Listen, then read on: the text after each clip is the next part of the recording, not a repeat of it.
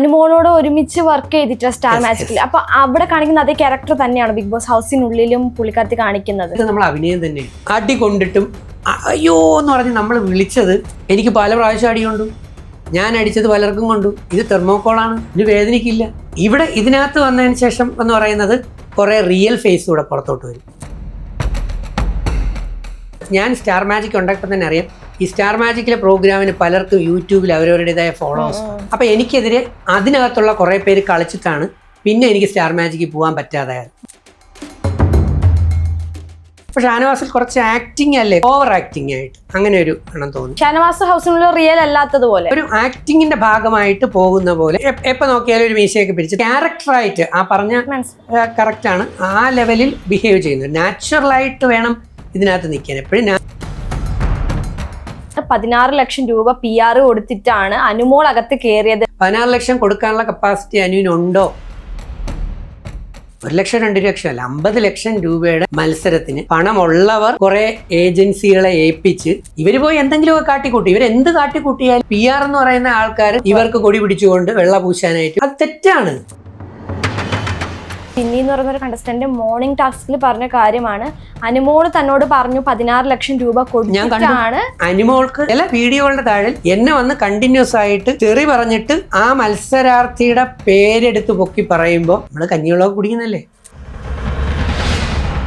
പ്ലാച്ചിയെ കൊണ്ട് കൂടോത്രമാണ്, എനർജി വീട്ടിലുണ്ട്. അല്ല, കുറച്ച് കാര്യങ്ങൾ നെഗറ്റീവ് ഉണ്ട്. കൂടോത്രങ്ങളാണെങ്കിലും ആഭിചാരങ്ങളാണെങ്കിലും ഇത് സൃഷ്ടിച്ച ആളിനെയും കുടുംബത്തിനും തന്നെ ഇത് തിരിച്ചടിക്കും.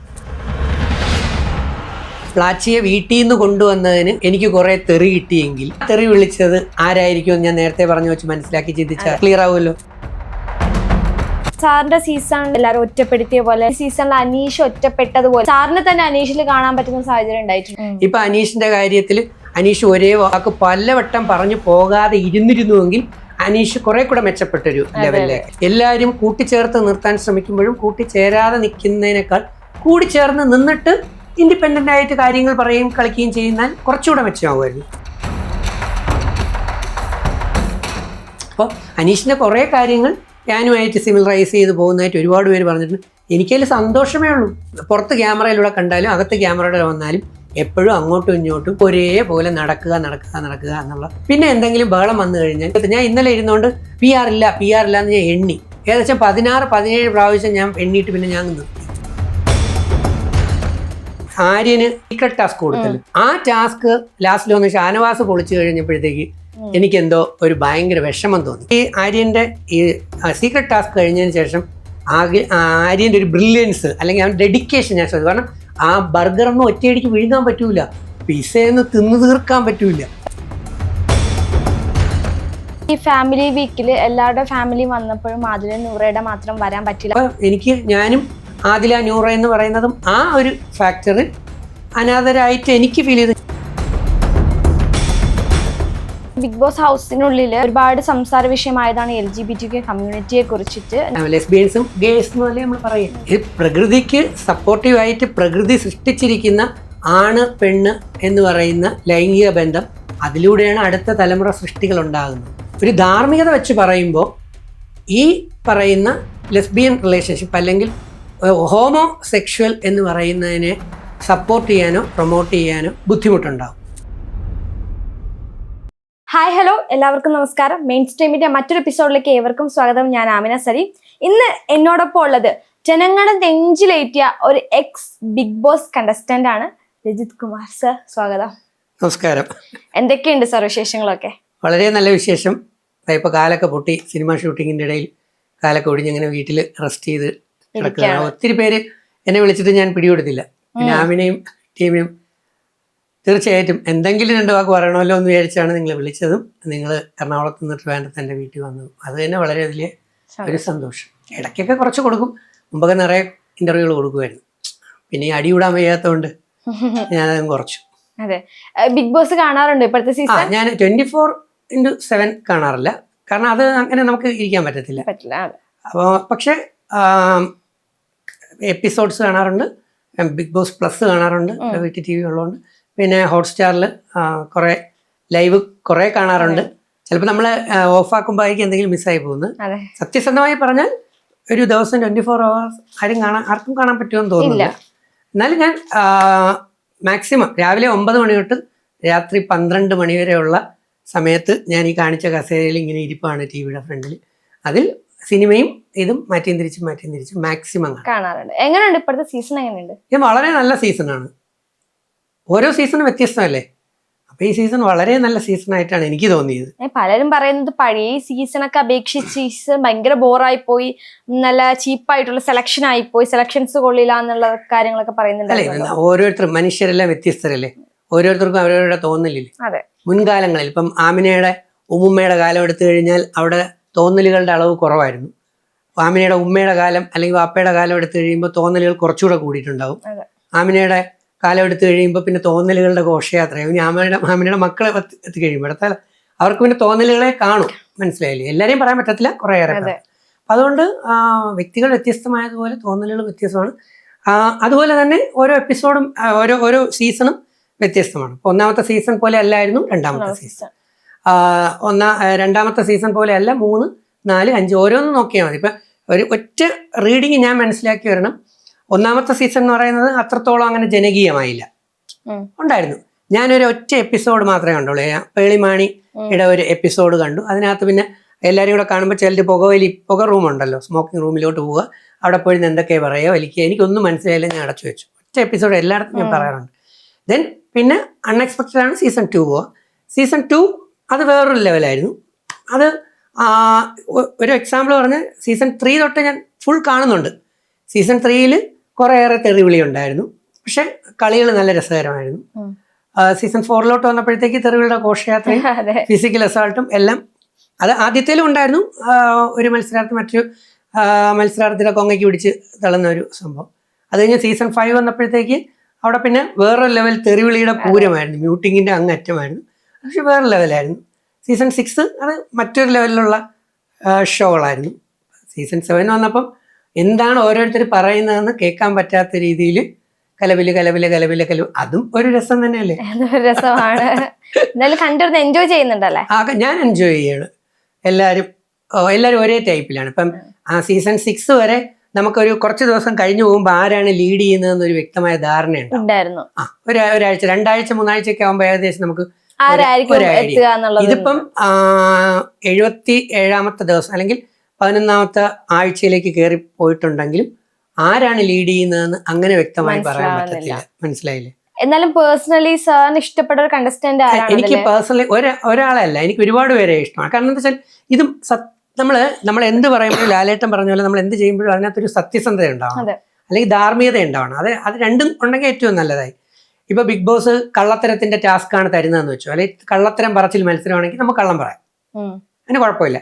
പക്ഷെ അല്ലാതെ നമ്മൾ ജനങ്ങളിലേക്ക് കള്ളം പറഞ്ഞ് പ്രചരിപ്പിക്കുക അല്ലെങ്കിൽ കള്ളത്തരത്തിലേക്ക് എത്തുക എന്ന് പറഞ്ഞാൽ അവരുടെ ഹൃദയത്തിൽ നമുക്കുള്ള വില നഷ്ടപ്പെട്ടു. കള്ളം പറയാം. അപ്പോൾ നമുക്ക് കാണുന്ന നമ്മുടെ ഒപ്പീനിയൻ പറയാം. ഞാനും റിവ്യൂ ഇടാറുണ്ട്, പക്ഷെ ഒരാളിന് വേണ്ടിയല്ല. ഞാനത് അയാൾ കൂടുതൽ മോഡിഫൈ ചെയ്തപ്പോൾ അഖിൽമാരായുടെ 5ാമത്തെ സീസൺ 5 ഞാൻ ചലഞ്ചറായിട്ട് പോയിരുന്നു. പോയിട്ട് തിരിച്ചു വരുമ്പോൾ അവരാരും എന്നെ തിരിച്ചു പോകാൻ അനുവദിച്ചില്ല. അത്രയ്ക്ക് സ്നേഹമായിരുന്നു. കാരണം ഒരു മോട്ടിവേഷൻ സ്പീക്കർ എന്നുള്ള നിലയിൽ 18 വർഷം ഞാൻ കൗൺസിലിംഗ് ഷോകൾ നടത്തിയതാണ്. അപ്പോൾ അതുകൊണ്ട് തന്നെ ഇവരെ ഓരോരുത്തരെയും ഉണർത്താനും കുറെ കൂടെ മെച്ചപ്പെട്ട രീതിയിൽ കളിക്കാനും തക്ക രീതിയിൽ ഉള്ള കാര്യങ്ങളെ പറയും. അപ്പോൾ റിവ്യൂ ഞാൻ പറയുമ്പം പുതിയതായി കയറാൻ, ഇപ്പം അടുത്ത സീസണുകൾ വരുമല്ലോ, പുതിയതായിട്ട് കയറാൻ പോകുന്ന വ്യക്തികൾക്കും എൻ്റെ വീഡിയോസ് കണ്ടു കഴിഞ്ഞാൽ അവർക്ക് ഇങ്ങനെ ആയിരുന്നെങ്കിൽ കുറച്ചുകൂടെ നല്ലതായിരുന്നില്ലേ എന്നുള്ള ലെവലിൽ ആണ് ഞാൻ പറഞ്ഞു പോയിട്ടുള്ളത്. അപ്പം ഈ സീസണിൽ ആദ്യ സമയങ്ങളിൽ എനിക്ക് അനീഷ്, അനിമോൾ ടീമുകൾ, കാരണം അനിമോൾ ഞാനും സ്റ്റാർ മാജിക്കിൽ കുറേ ഒരുമിച്ച് ഒരുപാട് നാളുണ്ടായിരുന്നു. ഞങ്ങൾ ഭയങ്കര ഫ്രണ്ട്സാണ്. പിന്നെ അങ്ങോട്ട് പോയി കഴിഞ്ഞപ്പോഴത്തേക്ക് ചില കാര്യങ്ങൾ ഞാൻ കുറച്ച് സൈക്കോളജി പഠിച്ചിട്ടുള്ളതുകൊണ്ടാവാം എനിക്ക് മനസ്സിലായി കുറേ കാര്യങ്ങൾ വരുന്നത്. അപ്പോൾ കുറച്ചുകൂടെ സ്ട്രൈറ്റ് എന്നുള്ള നിലയിൽ ഫാബ്രിക്കേറ്റ് ചെയ്യാത്ത രീതിയിൽ ഇപ്പം ഇനി ഒരു കാര്യമുണ്ട്, എന്ത് പറഞ്ഞാലും നമുക്ക് ഈ പറഞ്ഞ വീഡിയോയുടെ ഇടയിൽ തെറി വരും. കാരണം 24 മത്സരാർത്ഥികളിൽ ഒരാളിനെ ബാക്കി 23 പേര് സപ്പോർട്ട് ചെയ്യുന്ന ഒരു സീസണും ഒരിക്കലും വരത്തില്ല. വരുമോ? ഇല്ല. കാരണം ഒരാളിനെ സപ്പോർട്ട് ചെയ്യുമ്പോൾ മറ്റേ ആളിൻ്റെ ഫാൻസ് തെറി വിളിക്കും, സൈബർ ബുള്ളിങ്, എന്തൊക്കെ വിളിക്കുന്നില്ല, ഫാബ്രിക്കേറ്റഡ് വീഡിയോസ് സഹിതം ഉണ്ടാക്കി അയക്കാറുണ്ട്. ഇന്ന് എനിക്കൊരു ഫാബ്രിക്കേറ്റഡ് വീഡിയോ, സ്വപ്നത്തിൽ ഞാൻ കണ്ടിട്ടില്ലാത്തതും ചിന്തിച്ചിട്ടില്ലാത്തതുമായ ഒരു ഫാബ്രിക്കേറ്റഡ് ഒരു വീഡിയോ ഒരു മത്സരാർത്ഥി, ഞാൻ ആ മത്സരാർത്ഥിയുടെ പേരിപ്പോൾ പറയുന്നില്ല, ഇപ്പോൾ ഉള്ള ഒരു മത്സരാർത്ഥിക്ക് വേണ്ടി പറഞ്ഞുകൊണ്ട് അതിൽ താഴെ വേറൊരു തെറിവിളി വീഡിയോ വേറെ ആരെയോ വിളിച്ച വീഡിയോയിൽ എൻ്റെ പേരെടുത്ത് കട്ട് ചെയ്ത് കയറ്റി വെച്ചിട്ട് ഇപ്പം AI ഉണ്ടല്ലോ, ആർട്ടിഫിഷ്യൽ ഇൻ്റലിജൻസ് ഉള്ളതുകൊണ്ട് എല്ലാം ആർട്ടിഫിഷ്യലി ക്രിയേറ്റ് ചെയ്യുക. അപ്പം മാനിപ്പുലേറ്റ് ചെയ്ത സാധനം എടുത്തു വെച്ചിട്ട് ഇത് പബ്ലിക്കാക്കൂ, ഇങ്ങേർക്കെതിരെ കുറേ തെറി കൊടുക്കണം എന്ന് പറഞ്ഞുകൊണ്ടുള്ള രീതിയിൽ ഞാൻ എല്ലാം വെൽക്കം ചെയ്യുന്ന ആളാണ്. അപ്പം അവർ രണ്ടുപേരും കഴിഞ്ഞ് കുറച്ച് മുമ്പോട്ട് പോയി കഴിഞ്ഞപ്പോൾ എനിക്ക് ഷാനവാസിനെ കുറച്ചുകൂടി ഇഷ്ടപ്പെട്ടു. ഷാനവാസ്, ആര്യൻ, അക്ബർ ഇവരെയായിരുന്നു എനിക്ക് കൂടുതൽ ഇഷ്ടപ്പെട്ടത്. ആദ്യ സമയങ്ങളിൽ എനിക്ക് നെവിനെ അങ്ങോട്ട് ഇഷ്ടപ്പെട്ടില്ല. എനിക്ക് തോന്നുന്നു നെവിൻ മൊത്തം സൂത്രമാണോ എന്നൊരു ഡൗട്ട് എനിക്ക് തോന്നിയത്. ആര്യൻ പിന്നെ കുറച്ച് അഹങ്കാരമായിട്ടാണ് എനിക്ക് തോന്നുന്നത്, ധാർഷ്ട്യം ആയിട്ട് എനിക്ക് ആദ്യ സമയങ്ങളിൽ തോന്നി. ഞാൻ ഒരാളിൽ കോൺസെൻട്രേറ്റ് ചെയ്ത് നിൽക്കുന്നില്ല. കഴിഞ്ഞ സീസൺ വരെയാണെങ്കിൽ നമുക്ക് കുറച്ച് ഒരാളിനെ കോൺസെൻട്രേറ്റ് ചെയ്യാം. 5ാമത്തെ സീസണിൽ ഞാൻ അഖിൽമാരാർക്ക് വേണ്ടി വീഡിയോ ഇട്ടിട്ടുണ്ട്, ഇന്റർവ്യൂ കൊടുത്തിട്ടുണ്ട്. അഖിൽമാരാരുടെ വൈഫും മാനേജറും ഒക്കെ എന്നെ ഫോൺ വിളിക്കുമായിരുന്നു. നല്ല അഖിൽമാരാർക്ക് വേണ്ടി ഞാൻ ഒരുപാട് പണിയും. അതുപോലെ തന്നെ കഴിഞ്ഞ സീസണിൽ ഞാൻ ജിൻഡോയ്ക്ക് വേണ്ടിയും കുറെ പറഞ്ഞിട്ടുണ്ടായിരുന്നു, ഇന്റർവ്യൂകൾ കൊടുക്കുമ്പോൾ പറഞ്ഞിട്ടുണ്ടായിരുന്നു. പക്ഷെ ഈ സീസണിൽ ഒരാളിനെ എടുത്തു വെച്ച് പറയാനായിട്ട് പറ്റിയില്ല. പിന്നെ എനിക്ക് അക്ബറിനെ കുറച്ചുകൂടെ താല്പര്യം തോന്നി. അത് കഴിഞ്ഞപ്പോൾ ഈ നമ്മുടെ ആര്യന് സീക്രട്ട് ടാസ്ക് കൊടുത്തല്ലോ, ആ ടാസ്ക് ലാസ്റ്റിൽ വന്ന് ഷാനവാസ് പൊളിച്ചു കഴിഞ്ഞപ്പോഴത്തേക്ക് എനിക്കെന്തോ ഒരു ഭയങ്കര വിഷമം തോന്നി. ഗെയിമിന്റെ ഭാഗമാണ്, നമ്മളത് ഫീൽ ചെയ്യാൻ പാടില്ലാത്തതാണ്. അപ്പൊ ഷാനവാസിൽ കുറച്ച് ആക്ടിങ് അല്ലേ, കുറെ ആക്ടിങ് വരുന്നില്ലേ എന്ന് എനിക്ക് ഓവർ ആക്ടിങ് ആയിട്ട് അങ്ങനെ ഒരു എണ്ണം തോന്നി. അപ്പൊ ഈ ഷാനവാസ് ഹൗസിനുള്ള റിയൽ അല്ലാത്തതുപോലെ റിയൽ ഒരു ആക്ടിങ്ങിന്റെ ഭാഗമായിട്ട് പോകുന്ന പോലെ എപ്പോ നോക്കിയാലും ഒരു മീശയൊക്കെ പിരിച്ചിട്ട് പിന്നെ ഒരു ക്യാരക്ടറായിട്ട് ആ പറഞ്ഞ കറക്റ്റാണ്, ആ ലെവലിൽ ബിഹേവ് ചെയ്യുന്നത്. നാച്ചുറലായിട്ട് വേണം ഇതിനകത്ത് നിൽക്കാൻ, എപ്പോഴും നാച്ചുറാലിറ്റി ഉണ്ടാവണം. പക്ഷേ നാച്ചുറാലിറ്റി എന്ന് പറയുന്നതും നമ്മൾ നേരത്തെ ചില കാര്യം പറഞ്ഞ കണക്ക് എപ്പോഴും ആരുമായി സഹകരിക്കാതെ ഒരേപോലെ മുമ്പോട്ടും പുറകോട്ടും അത് നാച്ചുറാലിറ്റി ആണോ ആലോചിക്കുക. അപ്പൊ നാച്ചുറലായിട്ട് തന്നെ നിൽക്കണം. അതുപോലെ എല്ലാവരുമായിട്ട്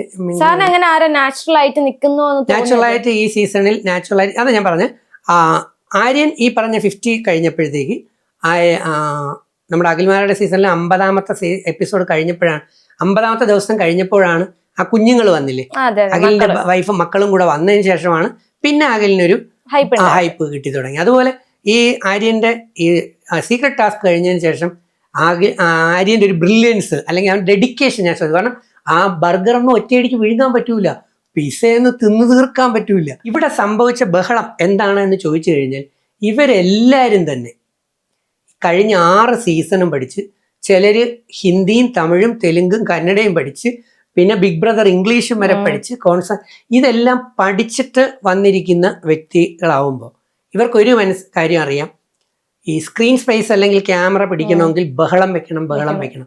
അപ്പൊ ഇതുകൊണ്ട് ഇവരെന്താ ചെയ്യുക, മത്സരിച്ച് ബഹളം വെക്കുക. ഇപ്പം ആമിന അതിലൊരു മത്സരാർത്ഥിയാണ്, ഞാനും മത്സരാർത്ഥിയാണ്.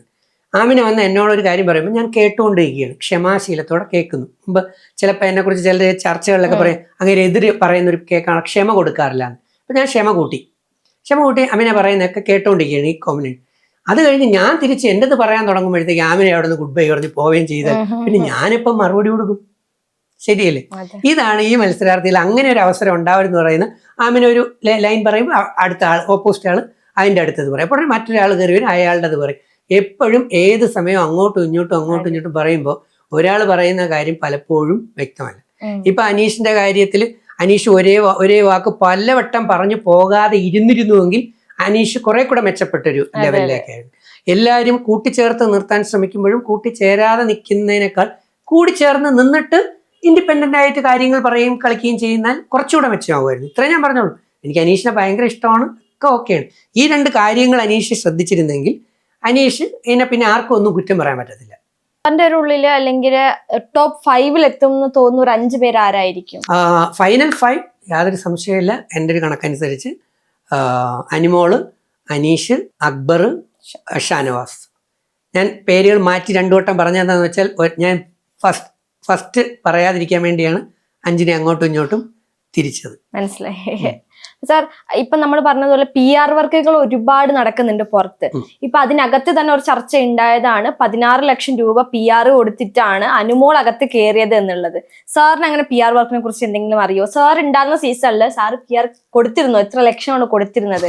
പലരും ചോദിക്കുന്നുണ്ട്. അത് ആമിനെയോ അല്ലെങ്കിൽ മറ്റു പലരും എന്റെ സീസൺ കണ്ടിട്ടുണ്ടാവുമെന്ന് തോന്നുന്നില്ല, അതുകൊണ്ടുള്ള ഒരു സംഭവമാണ്.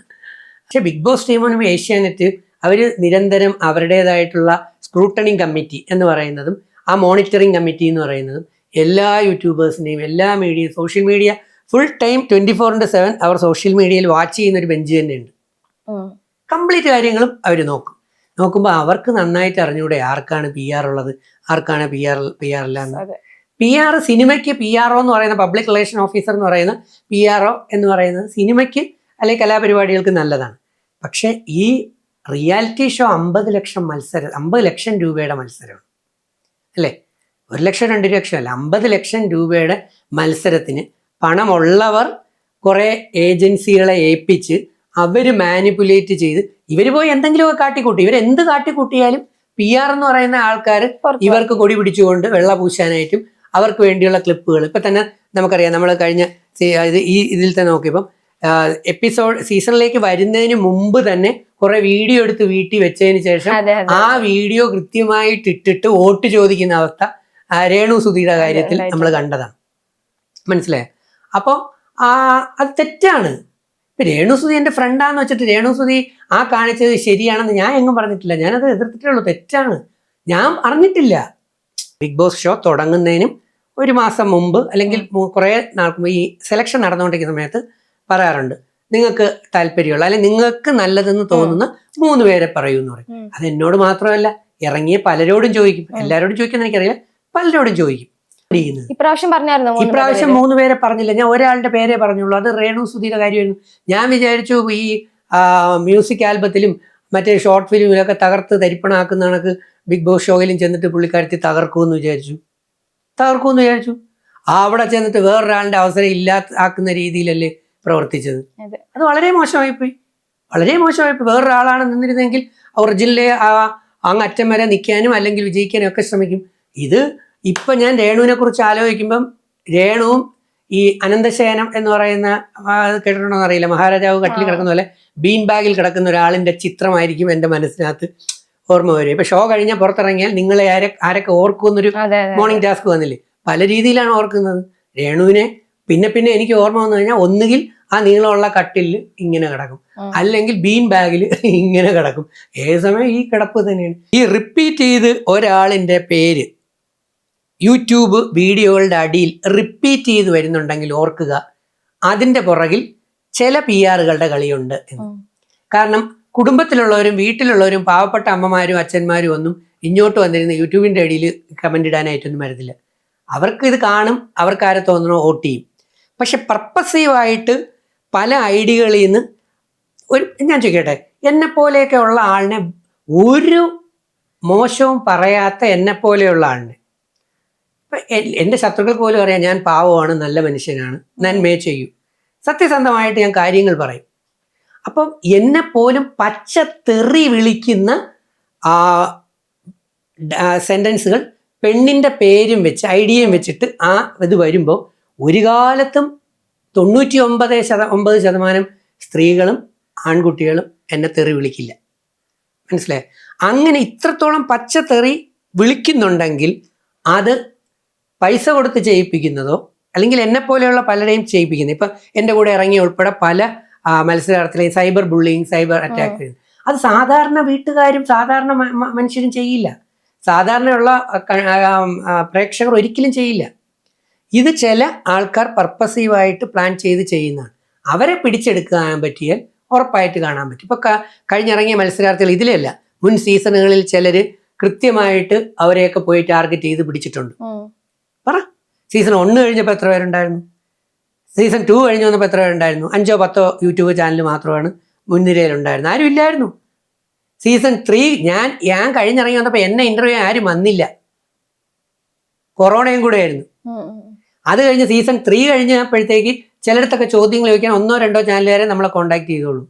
സീസൺ 4 തൊട്ടാണ് ഇത് പണം ഉണ്ടാക്കാൻ പറ്റുന്ന ഒരു മേഖലയാണെന്ന് മനസ്സിലാക്കി. നമ്മുടെ ഈ ഗാംബ്ലിംഗ് പോലെ, മനസ്സിലായില്ലേ, വാതുവെപ്പ് പോലെ പണം ഉണ്ടാക്കാൻ കഴിയും. കാരണം സീസൺ 4-ലാണ് ചിലർ ഗംഭീരമായിട്ട് PR വർക്ക് തുടങ്ങിയതും ചെയ്യിപ്പിച്ചതും. അത് ചില PR-കാർ അല്ലെങ്കിൽ ചെയ്ത ആൾക്കാർ തന്നെ പുറത്തിറങ്ങിയിട്ട് പിന്നെ തമ്മിലടിയായത്, ഞാൻ പറയാതെ തന്നെ മനസ്സിലാക്കാന്നുള്ളൂ, തമ്മിലടിയായതും അവരിങ്ങനെ പറഞ്ഞു അങ്ങനെ പറഞ്ഞിട്ട് പുറത്തിറങ്ങി സോഷ്യൽ മീഡിയയിൽ അവരെ കൊണ്ട് ഇങ്ങനെ ചെയ്യിപ്പിച്ചാണ്. അപ്പം PR-ന്റെ കാര്യം ക്ലീനായി.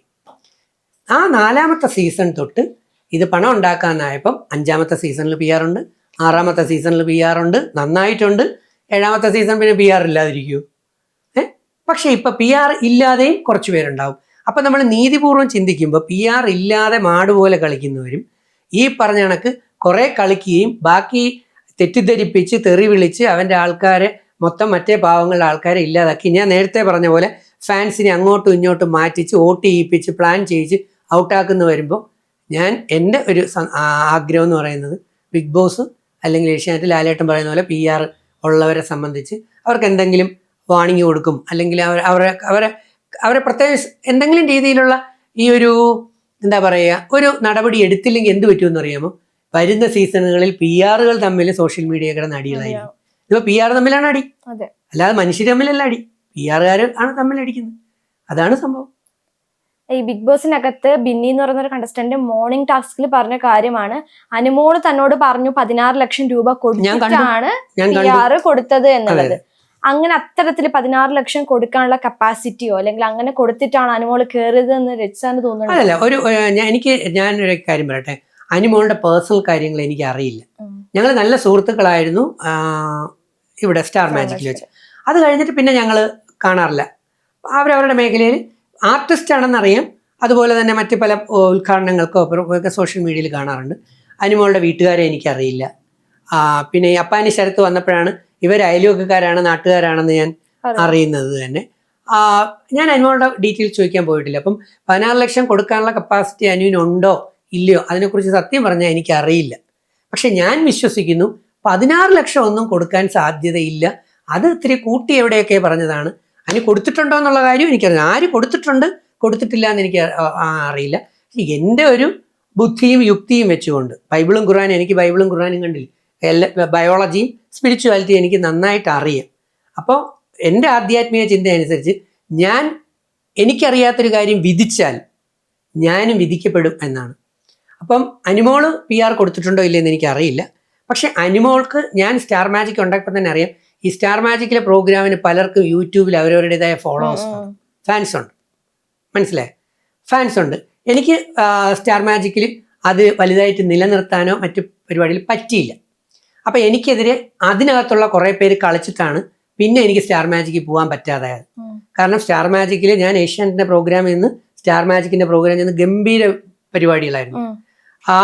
ഞാൻ എന്നെക്കുറിച്ച് വേറെ ആരും പറയാനില്ലാത്തതുകൊണ്ട് ഞാൻ പറയണം. അല്ലാതെ ഞാൻ പറയുമ്പോൾ സ്വയം പൊങ്ങിയെന്നോ പൊങ്ങച്ചോന്നോ പറയരുത്. എൻ്റെ PR ഞാൻ തന്നെയാണ്.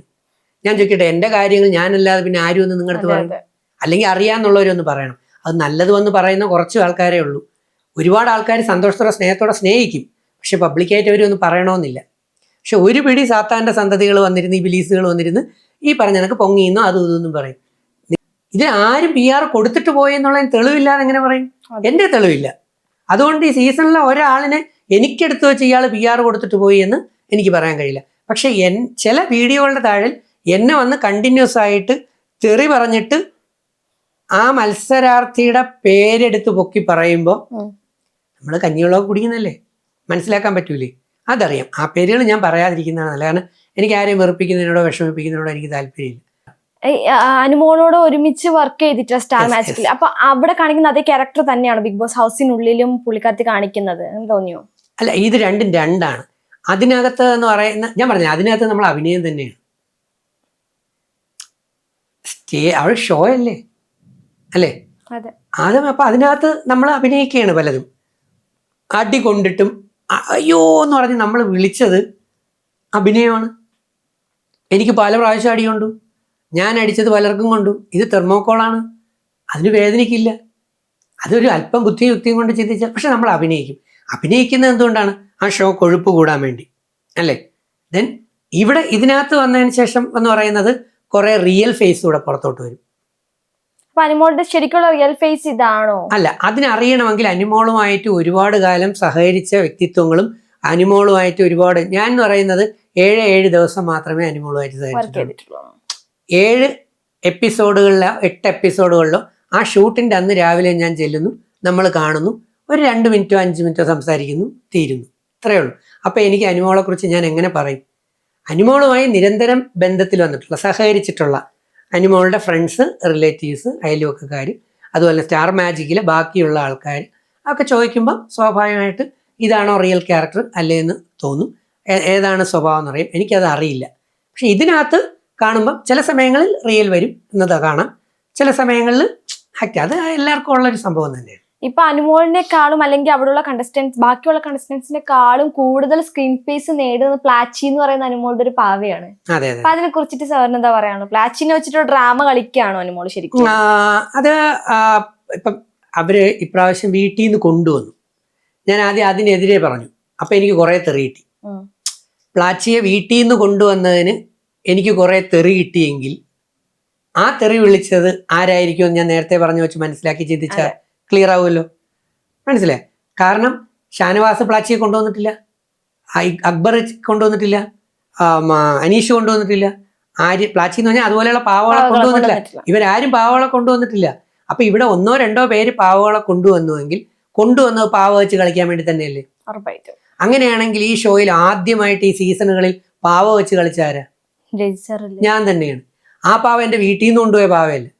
ഞാൻ 2 ആഴ്ച മാത്രം നിൽക്കാൻ വേണ്ടി അവിടെ പോയതാണ്. ഒരു 5-6 കളർ മുണ്ടുകൾ ഇപ്പൊ തന്നെ നോക്കിയാൽ കളർ മുണ്ടുകളുടെ കോമ്പിനേഷൻ അവിടെ കാണാൻ പറ്റും. ഷാനവാസ് ഇപ്പോഴെ കളർ മാറി ഈ കളർ ഇൻട്രൊഡ്യൂസ് ചെയ്ത് ആദ്യം ആരാ? അപ്പൊ പറയുമ്പോൾ ഞാൻ പറയണ്ടേ. അപ്പൊ ഈ പൊങ്ങച്ചൊന്ന് ചിലക്ക് തോന്നി തുടങ്ങും. ഈ പലരും പറയുന്നുണ്ട് പുറത്ത് ഇതൊരു കൂടോത്രമാണ്, പ്ലാച്ചിയെ കൊണ്ട് ഭയങ്കര നെഗറ്റീവ് എനർജി വീട്ടിലുണ്ട്. അല്ല, അങ്ങനെ ഒരു കൂടോത്രമൊന്നും ഞാൻ വിശ്വസിക്കുന്നില്ല. കാരണം നല്ല സ്പിരിച്വൽ എനർജി അല്ലെങ്കിൽ ദൈവികമായ ഒരു അനുഗ്രഹം ഉണ്ടെങ്കിൽ ഒരു നെഗറ്റീവ് എനർജി അത്ര വലുതായിട്ടൊന്നും ബാധിക്കില്ല. പക്ഷെ കുറച്ച് കാര്യങ്ങൾ നെഗറ്റീവ് ഉണ്ട്. കൂടോത്രങ്ങളാണെങ്കിലും ആഭിചാരങ്ങളാണെങ്കിലും മറ്റ് തരത്തിലുള്ളതാണെങ്കിലും കുറച്ച് സമയങ്ങളിലേക്ക് അത് പ്രഭാവം ഉണ്ടാക്കും. പക്ഷെ മറ്റൊരു സത്യം ഞാൻ മനസ്സിലാക്കിയത്, ഇത് സൃഷ്ടിച്ച ആളിനെയും കുടുംബത്തിനും തന്നെ ഇത് തിരിച്ചടിക്കും. മനസ്സിലായില്ലേ? അപ്പൊ ദൈവികമായ അനുഗ്രഹം അല്ലെങ്കിൽ പോസിറ്റീവ് എനർജി, ഏറ്റവും നല്ല രീതിയിലുള്ള ഒരു പവർ നമ്മുടെ കൂടെ ഉണ്ടെങ്കിൽ, നെഗറ്റീവ് പവർ എന്ന് പറയുന്ന സാധനം ദൈവികമായി പറഞ്ഞ പടച്ചോൻ കൂടെ ഉണ്ടെങ്കിൽ സാത്താൻ പിന്നെ അതിന്റെ ഒരു പ്രഭാവത്തിന് കുറവുണ്ടാവൂലേ? അപ്പൊ അതുകൊണ്ട് സ്വാഭാവികമായിട്ട് ആ ഒരു കൂടോത്രമാണ് പ്ലാച്ചി എന്നൊന്നും ഞാൻ വിശ്വസിക്കുന്നൊന്നുമില്ല. സാറിന്റെ സീസണിൽ ഇപ്പോ എല്ലാരും ഒറ്റപ്പെട്ടതുപോലെ ഈ സീസണിൽ അനീഷ് ഒറ്റപ്പെട്ടതുപോലെ സാറിന് തന്നെ അനീഷിൽ കാണാൻ പറ്റുന്ന സാഹചര്യം ഉണ്ടായിട്ടുണ്ടോ? ഞാൻ അനീഷിന്റെ കുറെ കാര്യങ്ങൾ ഞാൻ എന്നായിട്ട് സിമിലറൈസ് ചെയ്തിരുന്നു ആണ്. പക്ഷെ നമ്മൾ രണ്ട് വ്യത്യസ്ത ധ്രുവങ്ങളാണ്. ഞാൻ എൻ്റെ കൂടെയുള്ള മത്സരാർത്ഥികൾ എല്ലാവരുമായിട്ട് കമ്പനി കൂടാൻ ശ്രമിച്ച ആളാണ്. അപ്പോൾ അനീഷിന്റെ കുറെ കാര്യങ്ങൾ ഞാനുമായിട്ട് സിമിലറൈസ് ചെയ്ത് പോകുന്നതായിട്ട് ഒരുപാട് പേര് പറഞ്ഞിട്ടുണ്ട്. എനിക്കതിൽ സന്തോഷമേ ഉള്ളൂ. പക്ഷെ അനീഷ് ഒരു കാര്യം കൂടെ ചെയ്താൽ മതിയായിരുന്നു. അനീഷ് എല്ലാവരുമായിട്ടും കമ്പനി കൂടി എല്ലാവരുടെ ഇടയിൽ പോയിരിക്കുക, എന്നിട്ട് ഒറ്റയ്ക്ക് നടക്കുക. ശരിയല്ലേ? പക്ഷെ അതിന് പകരം പുള്ളി എന്താ ചെയ്യുന്നത്? പുള്ളി പുറത്ത് ക്യാമറയിലൂടെ കണ്ടാലും അകത്ത് ക്യാമറയുടെ വന്നാലും എപ്പോഴും അങ്ങോട്ടും ഇങ്ങോട്ടും ഒരേപോലെ നടക്കുക എന്നുള്ള രീതിയിൽ. പിന്നെ എന്തെങ്കിലും ബഹളം വന്നു കഴിഞ്ഞാൽ ഒരു 100-150 പ്രാവശ്യം അതിൽ കൂട്ടി പോയി ഞാൻ പറയുന്നത് ഒരു 10-20 ഞാൻ ഇന്നലെ ഇരുന്നുകൊണ്ട് പി ആർ ഇല്ല എന്ന് ഞാൻ എണ്ണി. ഏകദേശം 16-17 പ്രാവശ്യം ഞാൻ എണ്ണിയിട്ട് പിന്നെ ഞാൻ നിർത്തി. പി ആർ ഇല്ല. 1-2 പ്രാവശ്യം പറഞ്ഞാൽ പോരെ. എനിക്ക് പി ആർ ഇല്ല, ചങ്കൂറ്റുണ്ടെങ്കിൽ തെളിയിക്കും. ഞാൻ ബിഗ് ബോസിനോട് ചലഞ്ച് ചെയ്തിട്ടുണ്ടല്ലോ. അവിടെ ഒരു ഗ്യാസ് സ്റ്റൗവിൽ വെയിറ്റിന്റെ കുറവ് വന്നപ്പോഴത്തേക്ക് ഞാൻ ബിഗ് ബോസിനോട് ചലഞ്ച് ചെയ്തു. ബിഗ് ബോസ് ഞാൻ ചലഞ്ച് ചെയ്യുന്നു, ഞാൻ വെളുപ്പിനെ എണീച്ചപ്പോൾ ഇത്രയാണ് കണ്ടത്, ഇവരിപ്പോൾ ഇങ്ങനെ പറയുന്നു, എന്നെ കള്ളനാക്കി, ഒന്ന് പറയണം. ലാലേട്ടൻ വന്നപ്പോൾ അത് ആ ക്ലിപ്പ് ഇട്ട് കാണിച്ച് ലാലേട്ടൻ അത് പറഞ്ഞു കഴിഞ്ഞപ്പോൾ എൻ്റെ വാക്കുകൾ വിശ്വാസയോഗ്യമായി. ഞാൻ പറഞ്ഞതെന്ന് മാറി പറയത്തില്ല, ഞാൻ മനസ്സിലാക്കിയിട്ട് പറയുന്നത് എനിക്ക് ശരിയാണെന്ന് ബോധ്യപ്പെട്ടാൽ അതിൽ തന്നെ നിൽക്കും. തെറ്റാണെന്ന് ബോധ്യപ്പെട്ടാൽ സോറി പറയാൻ, കാല് പിടിച്ച് മാപ്പ് പറയാനും എനിക്ക് ഒരു ബുദ്ധിമുട്ടുമില്ല. മനസ്സിലായി? അപ്പം അനീഷ് നല്ല മത്സരാർത്ഥിയാണ്, പഠിച്ച് മനസ്സിലാക്കിയിട്ട് വന്ന ആളാണ്. പക്ഷെ ഞാൻ മനസ്സിലാക്കുന്നത് അനീഷ് എല്ലാവരുമായിട്ടും അങ്ങനെ ഒരു മിംഗ്ലിംഗ് സ്വഭാവം ഒരുപക്ഷെ കുറവായിരിക്കാം. എന്നാലും കുറച്ചുകൂടെ ഒരു നാച്ചുറാലിറ്റി ആയാൽ നല്ലതല്ലേ? ഇപ്രാവശ്യം ജിൻഡോന്റെ പി ആർ ആണ് ഇപ്രാവശ്യത്തെ അനുമോളിന്റെ പി ആർ എന്ന് പറയുന്നുണ്ട്. രണ്ടുപേരുടെ പി ആർ ഒന്നായിരുന്നു എന്ന് പറയുന്നുണ്ട്. അത് ശരിയാണോ? അവളെ അതിന് ജിൻഡോന്റെ പി ആർ ആരാണെന്ന് എനിക്കറിയണം. അതെനിക്കറിയില്ല. അനുമോളുടെ പി ആർ ആരാണെന്ന് എനിക്കറിയില്ല. ഈ രണ്ടും എനിക്കറിയാത്ത സ്ഥിതിക്ക് ഇവരുടെ രണ്ടുപേരുടെയും പി ആർ ഒരാളാണെന്ന് ഞാൻ എങ്ങനെ പറയും? ചില പി ആറുകാര് അല്ലെങ്കിൽ പി ആർ പ്രവർത്തനങ്ങൾ നടത്തുന്ന കാര്യങ്ങൾ എനിക്കറിയാം. പക്ഷെ ഞാൻ ആ പി ആറുകാരോട് ചോദിക്കണ്ടേ, നിങ്ങളിപ്പോൾ ആർക്ക് വേണ്ടിയാണ് പി ആർ നടത്തുന്നതെന്ന് എന്നല്ലേ പറയാൻ പറ്റൂ. പക്ഷെ ഞാൻ അവരോട് ചോദിക്കില്ല. ഞാൻ എന്തിനു ചോദിക്കണം? അത് അവരുടെ ബിസിനസ് അല്ലേ. അല്ലേ? നിങ്ങൾ ആർക്ക് വേണ്ടിയാണ് ഇപ്പോൾ PR ചെയ്യുന്നത്? എന്നോട് ചിലർ ചോദിച്ചു, എന്നോട് ചിലർ ചോദിക്കാറുണ്ട്. പല മിക്കവാറും എല്ലാ സീസണിലും ഇപ്പോൾ മത്സരാർത്ഥികളിൽ 2-3 പേര് എന്നെ വിളിച്ച് കാര്യങ്ങളൊക്കെ ചോദിച്ച് എന്ത് ചെയ്യണം, എങ്ങനെ, അത് സ്വാഭാവികമല്ലേ? എക്സ്പീരിയൻസ്. ആമിനെ ഇതിനു മുമ്പ് ചാനലിൽ ഇത്രയും വർക്ക് ചെയ്തിട്ടുണ്ട്, ഇല്ലെങ്കിൽ മുമ്പ് ഇവിടെ ഇരുന്ന ആളിൻ്റെ അടുത്ത് കൂടുതൽ കാര്യങ്ങൾ ചോദിച്ച് മനസ്സിലാക്കിയിട്ടില്ല, കൂടുതൽ ബെറ്റർ പോകാൻ പറ്റും. അപ്പോൾ മിക്ക സീസണിലും 2-3 പേര് വിളിച്ച് ചോദിക്കാറുണ്ട്. അപ്പം അക്കൂട്ടത്തിൽ ചിലർ ചോദിക്കാറുണ്ട്, ചേട്ടാ ഏതെങ്കിലും PR വരെയൊന്നും പരിചയപ്പെടുത്തുമോ, അല്ലെങ്കിൽ അറിയാമോ? അങ്ങനെ ഞാൻ ആരെ വേണോ ചലഞ്ച് ചെയ്ത് നോക്കിക്കൂ. ഈ ചോദിച്ചവരോടൊക്കെ ഞാൻ പറഞ്ഞിട്ടുള്ള എനിക്ക് PR ആയിട്ട് നേരിട്ട് ബന്ധമില്ല. പക്ഷെ ചിലർ PR പണി നടത്തുന്നുവെന്ന് ബോധ്യപ്പെട്ടിട്ടുണ്ടെങ്കിൽ തോന്നിയിട്ടുണ്ട്, അത്രേ ഉള്ളൂ. പക്ഷെ വ്യക്തിപരമായിട്ട് എനിക്ക് അറിയില്ല. ഇപ്പൊ ചിലർ വന്ന് ഇപ്പൊ തന്നെ വീഡിയോകളിൽ വന്നിട്ട് ചിലരെ ഫോട്ടോയൊക്കെ കാണിച്ചിട്ട് PR വർക്ക് ഇവരാണ് ചെയ്യുന്നത്, ഇന്നയാളാണ് ഇന്നയാളുടെ PR എന്നൊക്കെ പറഞ്ഞ് സോഷ്യൽ മീഡിയയിൽ ഞാൻ ഇവിടെ വെറുതെ ഇരിക്കുന്ന സോഷ്യൽ മീഡിയ ഇങ്ങനെ മറച്ച് പൊക്കോണ്ടേയിരിക്കും, ഇൻസ്റ്റഗ്രാമൊക്കെ വരാറുണ്ട്. അതുകൊണ്ട് എനിക്ക് വ്യക്തിപരമായിട്ട് ഈ 2 PR ഒന്നാണോ അല്ലയോ എന്നുള്ളതിനെ കുറിച്ച് എനിക്കറിയില്ല. ഈ നമ്മുടെ ഈ ഫാമിലി വീക്കിൽ എല്ലാവരുടെ ഫാമിലി വന്നപ്പോഴും ആദില നൂറയുടെ മാത്രം വരാൻ പറ്റിയില്ല. അവർക്ക് ആഗ്രഹം ഉണ്ടായിരുന്നു, പക്ഷെ കാണാൻ പറ്റിയില്ല. അത് കണ്ടപ്പോൾ സാറിന് എന്താ? ഞാനും ആദില നൂറ എന്ന് പറയുന്നതും ആ ഒരു ഫാക്ടറിൽ അനാഥരായിട്ട് എനിക്ക് ഫീൽ ചെയ്തു. ഞാൻ എൻ്റെ അനാഥനാണ്, പക്ഷെ എന്നെ സംബന്ധിച്ച് ഒരുപാട് പേര് പ്രേക്ഷകർ ലക്ഷക്കണക്കിന്, അത് ഇവിടെ മാത്രമല്ല, UAE, GCC, UK, US എല്ലായിടം വിദേശി മലയാളികളിൽ ധാരാളം ലക്ഷക്കണക്കിന് കോടിക്കണക്കിന് പേരുടെ കുടുംബത്തിലൊരു മെമ്പറാണ് ഞാൻ. കാരണം അവർക്കറിയാം ഞാൻ കള്ളം പറയില്ല, ചതിക്കില്ല, ദ്രോഹിക്കില്ല, വഞ്ചിക്കില്ല എന്ന്. ഇനി ആരെങ്കിലും എന്നോട് ചിലപ്പോൾ കഞ്ഞി കുടിച്ചോ, എന്ത് കുടിച്ചു, ഞാൻ പാൽക്കഞ്ഞിയാണ് കുടിച്ചതെന്ന് ചിലപ്പോൾ കള്ളം പറയും. കാരണം ഞാൻ പഴങ്കഞ്ഞി കുടിച്ചാലും പാൽക്കഞ്ഞി കുടിച്ചാലും അത് നാട്ടുകാരെ ബോധിപ്പിക്കേണ്ട ആവശ്യമില്ലല്ലോ. പക്ഷെ മറ്റൊരാളിന് ദോഷം ഉണ്ടാകുന്ന, മറ്റൊരാളിന് ഒരു ഗുണം കിട്ടാതെ പോകുന്ന ഒരു കള്ളത്തരം ഞാൻ പറയില്ല. ഈ ബിഗ് ബോസ് ഹൗസിനുള്ളിൽ ഒരുപാട് സംസാര വിഷയമായതാണ് LGBTQ കമ്മ്യൂണിറ്റിയെ കുറിച്ചിട്ട് നോർമലൈസ് ചെയ്യാൻ പറ്റില്ല എന്നുള്ള ഒരു കാര്യം. അപ്പോൾ അതിനെ കുറിച്ചിട്ട് സാറിന് കണ്ടപ്പോൾ എന്താ തോന്നിയത്? ഇവരുടെ ഒരു റിലേഷൻ നോർമലൈസ് ചെയ്യാൻ പറ്റാത്തത്. അത് ലക്ഷ്മിയുടെ വ്യൂ പറഞ്ഞു. അപ്പം LGBTQ ഇതെല്ലാം കൂടെ ഞാൻ പറയുന്നില്ല. ഇരിക്കുന്ന ബയോളജി കണ്ടോ, അതിൽ T എന്ന് പറയുന്ന ട്രാൻസ്ജെൻഡേഴ്സ് ഒത്തിരി സുഹൃത്തുക്കൾ എനിക്കുണ്ട്, ഒത്തിരി പേരുണ്ട്. ആ പേര് പറയുന്നില്ല എന്നുള്ള ഒത്തിരി സുഹൃത്തുക്കളുണ്ട്. ഇപ്പം ഇന്ത്യയെ പോലെ ഒരു രാജ്യം മെയില് ഫീമെയിൽ MFT എന്ന് പറഞ്ഞ് 3 കാറ്റഗറി ആയിട്ട് വെച്ചിട്ടുണ്ട്, ഇല്ലേ? തീർച്ചയായിട്ടും അവരെ പരിഗണിച്ചേ പറ്റൂ, അവർക്ക് എല്ലാ ഗുണങ്ങളും ചെയ്തു കൊടുത്തേ പറ്റൂ. അവർ നമ്മുടെ സഹോദരങ്ങളാണ്, കൂട്ടിച്ചേർത്തേ പറ്റൂ. മനസ്സിലായോ? അപ്പം ഈ T എന്ന് പറയുന്നത് നമ്മുടെ സഹോദരങ്ങളായിട്ട് മെയിനായിട്ട് നിൽക്കുമ്പോൾ ഇതെന്തുകൊണ്ട് ഇവർ ട്രാൻസ് ആയി എന്നുള്ളത് ഞാൻ പഠിപ്പിക്കുന്നതാണ് കോളേജിൽ 10-30 വർഷം കൊണ്ട് എൻട്രൻസിന് പഠിപ്പിക്കുന്നതാണ്. ഇതായിരിക്കുന്ന പുസ്തകം ജെനറ്റിക്സ്. ഈ ഇരിക്കുന്ന പുസ്തകം പൊടിയുണ്ട് കേട്ടോ, ഈ ഇരിക്കുന്ന പുസ്തകം ജെനറ്റിക്സ്. ഇതിനകത്ത് ഉൾപ്പെടെയുള്ള ബുക്കുകളിൽ ഇതിൻ്റെ കംപ്ലീറ്റ് ഡീറ്റെയിൽസും ഉണ്ട്. ഇത് പഠിച്ചിട്ടിരിക്കുന്ന ആളാണ് ഞാൻ, അപ്പോൾ പഠിപ്പിക്കുന്ന ആളുമാണ്. ഇവർ അല്ലെങ്കിൽ ഈ ട്രാൻസ്ഫോർമേഷൻ പഠിപ്പിക്കുമ്പോൾ അത് അവരുടെ പ്രോബ്ലം കൊണ്ടല്ല, അവരല്ല അതിന് കാരണം. ഒരു കുഞ്ഞ് ജനിക്കുമ്പോൾ കുഞ്ഞിന് എന്തെങ്കിലും വൈകല്യങ്ങളോ, കുഞ്ഞിന് എന്തെങ്കിലും അനോമലി അല്ലെങ്കിൽ ക്രോമസോമൽ മൂവ്മെൻറ്റുള്ള ഇതെന്ന് പറയുന്നത് അത് പഠിക്കണം. ക്രോമസോമുകളുടെ മൂവ്മെൻ്റാണ്.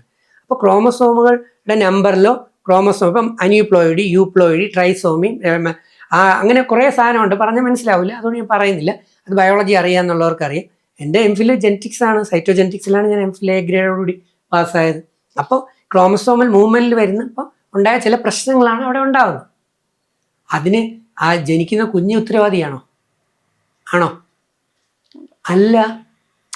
നമ്മൾ അപ്പം ആ സൃഷ്ടി ആരാണോ അവരെ സൃഷ്ടിച്ചത് അവർക്ക് എന്തുകൊണ്ട് ഇങ്ങനെയുള്ള ഒരു ക്രോമസോമിൽ ഈ വൈകല്യങ്ങൾ അവരുടെ ബീജത്തിലും അണ്ടത്തിലും, അതല്ലേ മെയിൻ സാധനം, അതിലെന്തുകൊണ്ട് അവർക്ക് അങ്ങനെ സംഭവിച്ചു എന്നുള്ളത് സ്റ്റഡി നടത്തണ്ടേ? വേണ്ടേ? വേണം. ആ സ്റ്റഡികൾ നടത്തി പോകുമ്പോൾ ഒരുപാട് കാരണങ്ങളുണ്ട്, ഫാക്ടേഴ്സ് അഫക്റ്റിംഗ് ക്രോമസോമൽ മൂവ്മെൻറ്റ്, ഇതൊക്കെ ഉണ്ട് സംഭവം. അപ്പം മനസ്സിലാക്കാൻ പറ്റും. അപ്പം അതെന്ന് പറയുന്നത് ജനറ്റിക്കലി ഉള്ളതാണ്. ട്രാൻസ് എൻ്റെ സഹോദരങ്ങളാണ്, അവർക്ക് വേണ്ടി ഞാൻ പോരാടും, അവരുടെ കൂടെ തന്നെയാണ് ഞാൻ സഹകരിക്കാൻ ഉദ്ദേശിക്കുന്നത് എന്ത് വിഷയങ്ങൾ കാര്യങ്ങൾ വരുമ്പോൾ. പക്ഷെ ലക്ഷ്മി ഉൾപ്പെടെയുള്ളവർ ഈ പറയുന്ന ലെസ്ബിയൻസിനെ പറഞ്ഞപ്പോൾ അതിന് മലയാളത്തിൽ പ്രകൃതി വിരുദ്ധ ലൈംഗികത എന്ന് പറഞ്ഞുകൊണ്ട് ചിലടത്ത് പത്രത്തിൽ വായിച്ചില്ലേ, ഉസ്താദ് അല്ലെങ്കിൽ ഒരു അച്ഛൻ അല്ലെങ്കിൽ ഒരു പുരുഷൻ മറ്റൊരു ആൺകുട്ടിയെ ലൈംഗികമായി പീഡിപ്പിച്ചു, ഇല്ലേ? ഇത് പ്രകൃതിക്ക് സപ്പോർട്ടീവായിട്ട് പ്രകൃതി സൃഷ്ടിച്ചിരിക്കുന്ന ആണ് പെണ്ണ് എന്ന് പറയുന്ന ലൈംഗിക ബന്ധം, അതിലൂടെയാണ് അടുത്ത തലമുറ സൃഷ്ടികൾ ഉണ്ടാകുന്നത്. അപ്പം അടുത്ത തലമുറ സൃഷ്ടികളും വേണ്ട, പ്രസവിക്കാൻ താല്പര്യമില്ല, അല്ലെങ്കിൽ അച്ഛൻ പീഡിപ്പിക്കാൻ ശ്രമിച്ചു, അല്ലെങ്കിൽ വാപ്പ പീഡിപ്പിക്കാൻ ശ്രമിച്ചു, അല്ലെങ്കിൽ റിലേറ്റീവ് ഇങ്ങനെ ചെയ്യാൻ ശ്രമിച്ചു, അതുകൊണ്ട് എനിക്ക് ആണുങ്ങളോട് മൊത്തം വൈരാഗ്യമാണ്, അല്ലെങ്കിൽ എനിക്ക് പെണ്ണുങ്ങളോട് മൊത്തം എന്നെ തേച്ചിട്ട് പോയതാണ്, അതുകൊണ്ട് എനിക്ക് പെണ്ണുങ്ങളോട് മൊത്തം വൈരാഗ്യമാണ് എന്ന് പറഞ്ഞുകൊണ്ട് ആണിനോടൊപ്പം മാത്രവും പെണ്ണ് പെണ്ണിനോടൊപ്പം മാത്രവും എല്ലാവരും അങ്ങനെ അതിനെ സപ്പോർട്ട് ചെയ്ത് പോകാൻ തുടങ്ങിയാൽ ഈ സൃഷ്ടി എന്ന് പറയുന്ന അടുത്ത തലമുറയും ജനസംഖ്യ കുറയും, അല്ലേ? അപ്പം സൃഷ്ടി പിന്നെ നടക്കുമോ? ഓരോ കുടുംബങ്ങളും പിന്നെ അനിശ്ചിതത്വത്തിലാവൂലേ?